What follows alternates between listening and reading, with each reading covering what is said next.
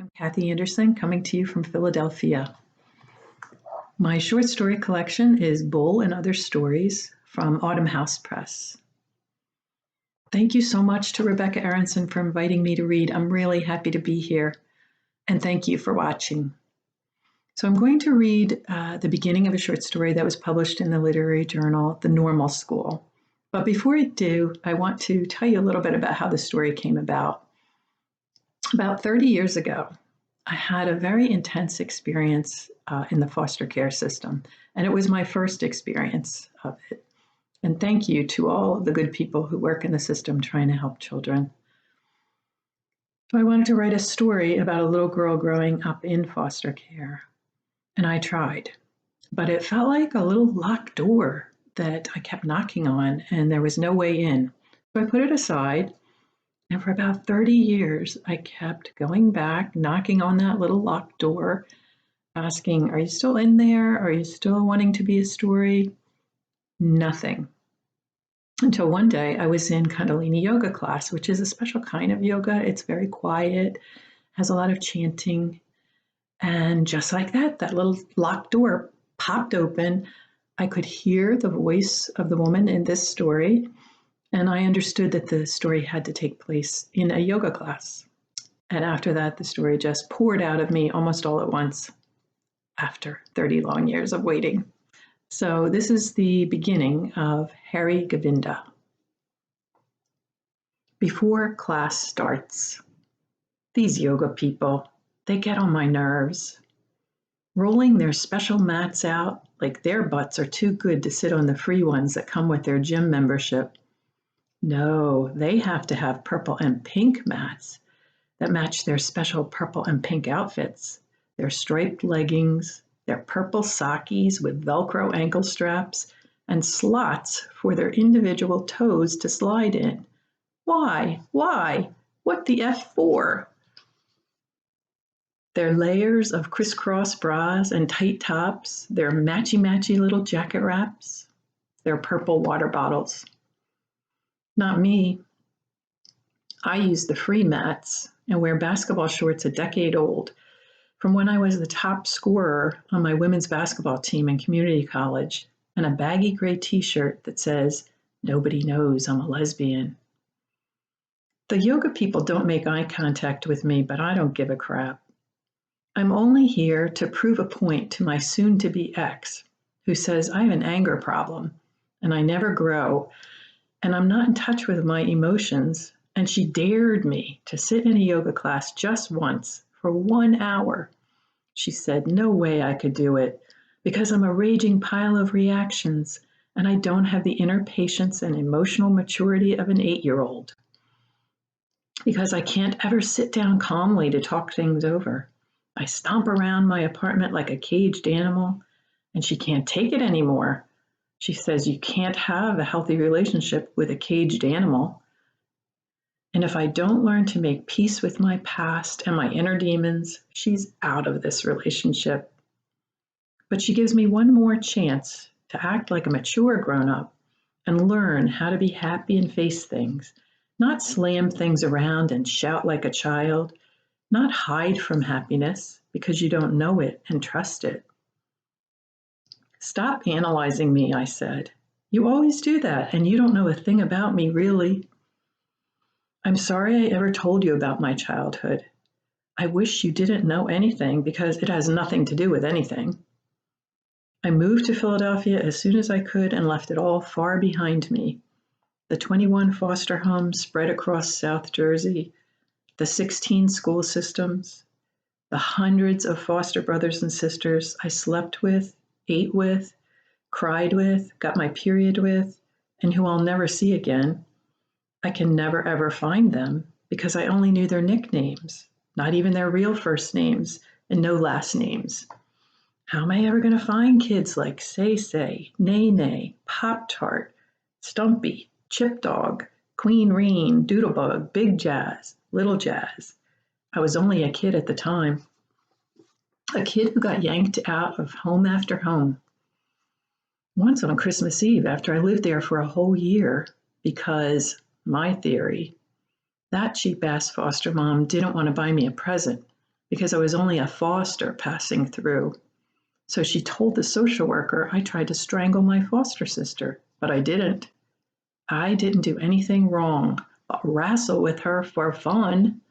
But still, they hauled me out of that house on Christmas Eve with my clothes in a trash bag. I'm sorry I ever told you I was given up for adoption at birth by my white mother because, my theory, I had a black father and I was never adopted by anyone, black, white, or in between. Even though they took my picture when I was 3, 5, and 7 and put me in the newspaper 3 times under the headline, Bring Me Home, Children Available to Adopt. This really nice lady who lived all by herself in a house with 5 bedrooms took me home after she saw me in the newspaper. I liked her and she liked me, and she started to adopt me, but then she got cancer and had to give me back. So after that, I went to foster children picnics where people watched us like animals in a zoo as we played on swings and threw softballs, trying to look like normal children who would be good for adoption. Like puppies in the pound, they tried to see who was trainable, who would shit on the floor or in the bed, who was the bad puppy, who would turn out to be a drug addict, who would rob them blind or shoot them in their sleep. They watched us, these middle-aged couples with failure tattooed on their faces, desperate for a normal family, so many miscarriages and failed inseminations, so desperate they'd consider a foster child to adopt, but only a foster child who wouldn't turn out bad from our early traumas, the abandonments, the backhanded slaps that made us bleed from our ears. Class begins. This is some weird-ass yoga, not the regular kind. Kundalini. I chose this class because I like the sound of that. Reminds me of cunnilingus. I smile every time I think of that. Oh yeah, that's why my girlfriend isn't my ex yet. She loves it as much as I do. The class starts with a chant. I have to sit in a cross-legged position, which my basketball-damaged knees do not appreciate, and sing an effing chant. Om Namo Guru Dev Namo, whatever the F that means. Me, I'm a good sport. I take coaching well. All my basketball coaches said so. So I mumble chant along like the good sport that I am. I can already tell who the a-holes are in this class and who the real people are. That's one good thing my crappy childhood gave me, all right, the ability to sort out the a-holes. That's why I want to keep my girlfriend this time. She's real. After a long, terrible dating history, I finally found a real one. A psychic told me I would. She told me I'd find the woman for me and we'd be really happy. I believed the psychic because she knew all about my exes without me telling her a thing. She described them like she was watching a horror movie of my life. I hate the white hipster dude in front of me. He keeps grunting like he's working harder than the rest of us, and he wants to make sure we all know it. Man bun on top of his head. What a jerk. I love the old black lady next to me. She reminds me of a neighbor lady who lived next door to one of my foster homes. She baked cookies and slipped them to me every day after school, asked me to show her my good grades. So I started to get good grades, so I could run home and show her the big red A on my paper and get extra cookies.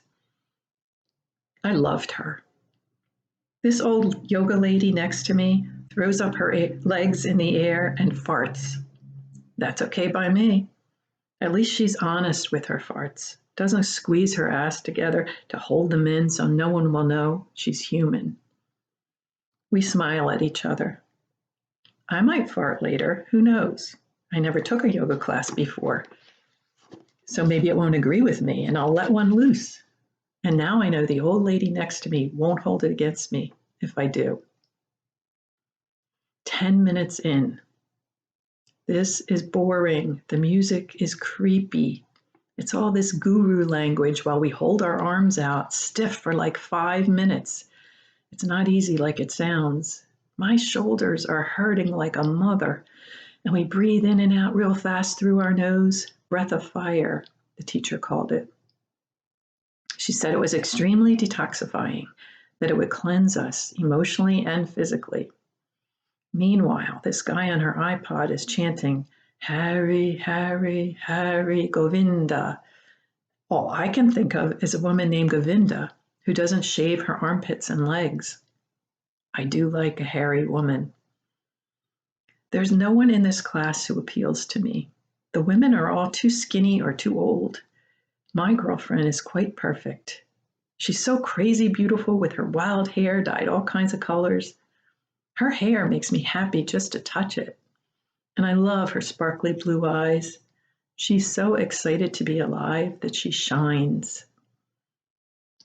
I don't know what she sees in a broken down jock like me, who works construction when I can get it and landscaping when I can't.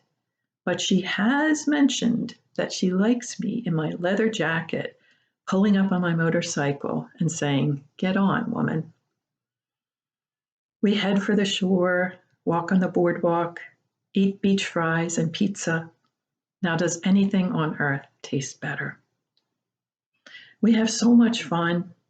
This is my dream life I'm living with her right now. Everyone fights, right? She says I don't know how to communicate with her, and I need to figure that out before we can live together. When I'm upset, I need to tell her. When I'm angry, I need to say why. When I'm not comfortable, I need to say it out loud. I don't know what the hell she's talking about, but I really want to know. She says, go deep inside, figure it out, then come back and practice with her. She says, I'm wide open for you. God, that melts me down to my core. I want everything with her. I'm in effing yoga class for her. And I'll leave her there in yoga class with her girlfriend waiting outside. Thank you very much for watching.